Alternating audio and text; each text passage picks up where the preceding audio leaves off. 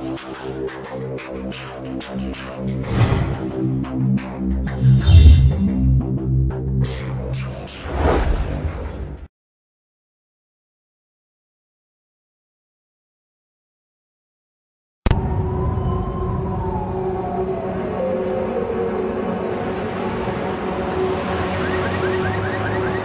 homme presse le pas en cette soirée du 7 novembre 1990, rue Mansfield à Montréal. Il est 21h10. Si son regard se porte inlassablement vers le sommet des édifices du centre-ville, c'est qu'il se déroule dans le ciel montréalais quelque chose d'insolite. Notre homme s'arrête au Hilton de la place Bonaventure. Il y traverse promptement le hall d'entrée et se dirige tout droit vers les ascenseurs.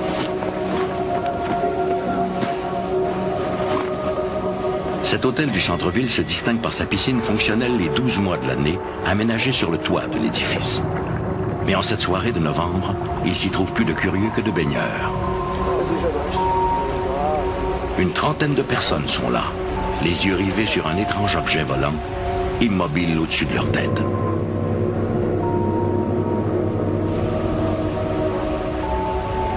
L'engin ressemble à une sphère aplatie, faite d'un métal sombre et poli. Tout autour, des lumières ambres jettent des reflets verts et jaunes à travers les nuages.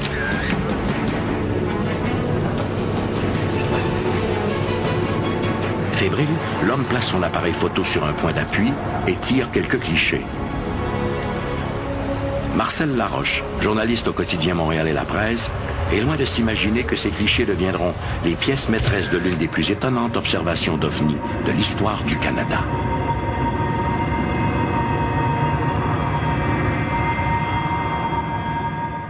Un phénomène plutôt étrange a été observé hier soir dans le ciel de Montréal. La police de la CUM et la GRC sont même venus sur les lieux à la demande de plusieurs témoins qui se trouvaient à la piscine du toit de l'hôtel Bonaventure. Voici ce qui s'est passé. Selon le rapport rédigé par la GRC, entre 2 et 5 lumières et un faisceau lumineux quasi stationnaire ont été aperçus dans le ciel à compter de 20 heures. Je suis convaincu que j'ai vu quelque chose qui est pas fait par des terriens, là, ou qui est pas fait par quelqu'un de la Terre. C'est sûr, certain que ça venait de l'extérieur de la Terre. Puis après 15 ans, je suis encore aussi convaincu que je l'étais à ce moment-là. Ce soir-là, vers 19h, les usagers de la piscine de l'hôtel Hilton Bonaventure remarquent la présence d'un grand objet volant entouré de 7 ou 8 lumières ambre. L'objet est tout à fait silencieux et se déplace très lentement de l'édifice de la Bourse vers l'hôtel.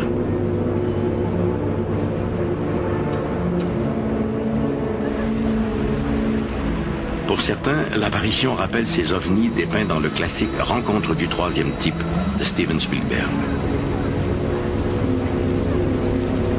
Intrigués, ils en informent la direction de l'hôtel. Bientôt, la terrasse grouille d'une agitation particulière.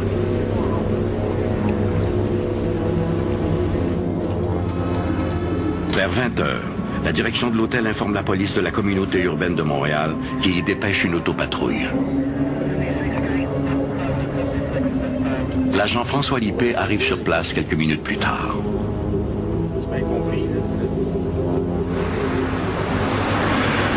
Comme tous les témoins qui sont présents, il ne peut que confirmer la présence de l'objet. Ce dernier, à présent tout à fait immobile, est visible depuis maintenant près d'une heure. Vers 19h30, un des policiers de mon groupe m'a appelé à mon poste pour me demander de me rendre sur les lieux parce que là, il pensait que c'était un événement assez spécial qu'il était en train de vivre. Il s'en allait là, prendre un rapport de plainte quelconque, mais il s'est aperçu qu'il y avait quelque chose qui était assez inusité. Moi, quand je suis arrivé sur les lieux, j'ai constaté la même chose que mon policier m'avait donné au téléphone comme information. Pensant ainsi trouver réponse à ces questions, l'agent Lippé contacte les contrôleurs des aéroports de Dorval et Mirabel. Malheureusement, les radars des deux aéroports ne décèlent rien d'autre que des appareils du trafic régulier. En noirceur, c'était bien difficile d'évaluer la hauteur. On savait que c'était quelques mille pieds là, à l'œil, mais on ne savait pas non plus exactement. Puis au téléphone, le contrôleur m'informe que sur le radar, actuellement, il y avait un cargo numéro XXX qui passait au-dessus du centre-ville. Puis effectivement, moi j'étais à l'extérieur avec le téléphone sans fil et je voyais l'avion passer. Mais l'avion passait sous l'objet. Fait que j'ai demandé, j'ai dit, à quelle hauteur quel est ton avion? Fait qu'il dit à peu près 6400 pieds. OK. Mais j'ai dit, c'est quoi qu'il y a au-dessus? Fait que lui, il me dit, ben, j'ai rien. Lui, il n'y avait aucune apparence sur son radar, comme quoi il y avait quelque chose d'autre que l'avion qui passait. Si les appareils radars de l'aviation civile ne détectaient rien, peut-être que ceux de la base militaire de Saint-Hubert avaient-ils repéré cet objet étrange. Au terme de leur entretien, l'agent Masson a la conviction que le contrôleur lui a caché certaines informations.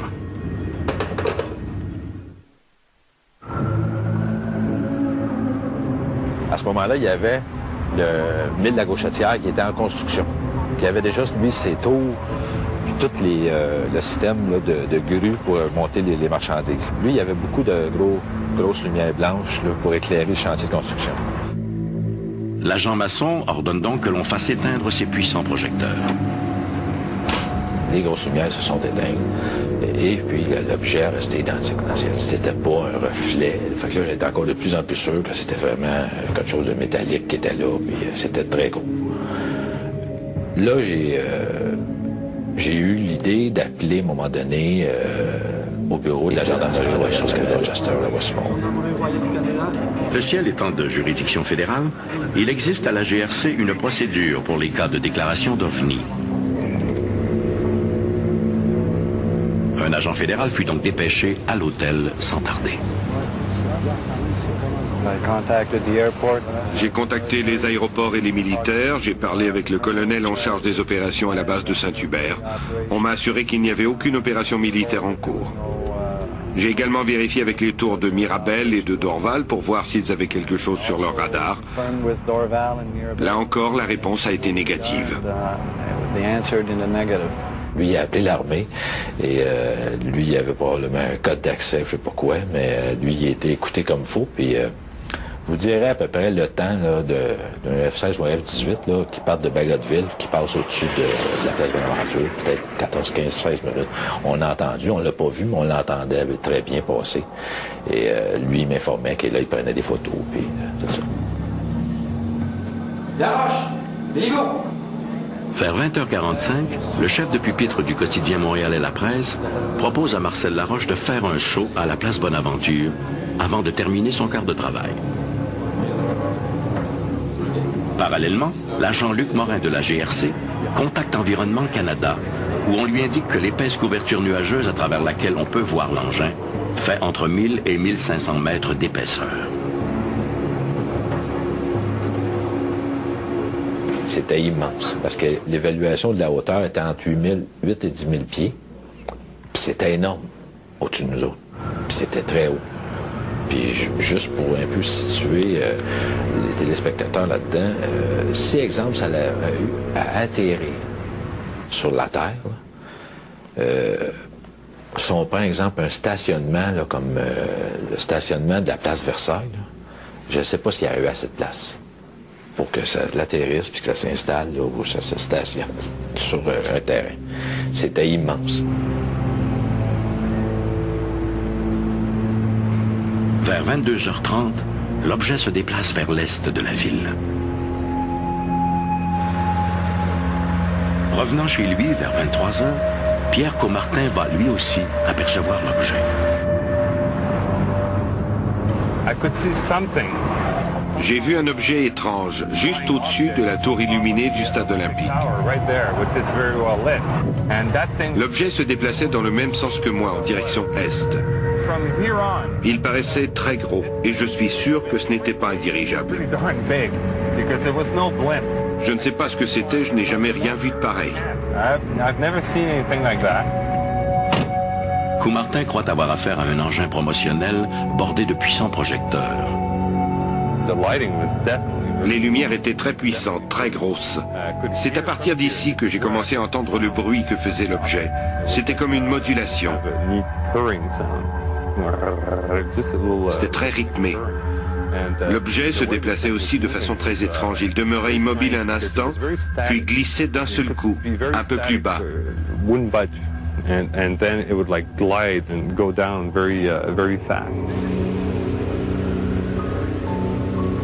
Les photos prises ce soir-là par Marcel Laroche furent envoyées au Dr Richard Haynes, spécialiste en optique pour le laboratoire Ames de la NASA. Suite à l'analyse des négatifs de Laroche, le Dr Haynes conclut que les lumières ne sont pas des reflets lumineux, mais émanent bien d'un objet physique à 3 dimensions.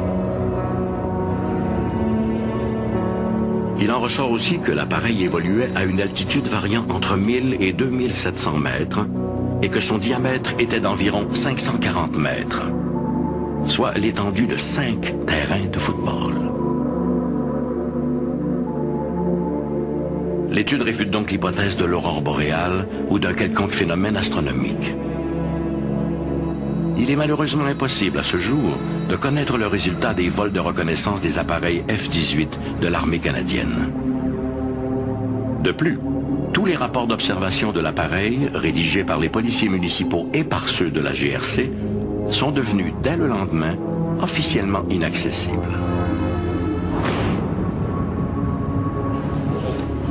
En effet, le 8 novembre, 2 agents du NORAD, organisme voué à la protection du territoire nord-américain, ont eu le mandat de rapatrier tous les constats disponibles concernant cette apparition dans le ciel montréalais.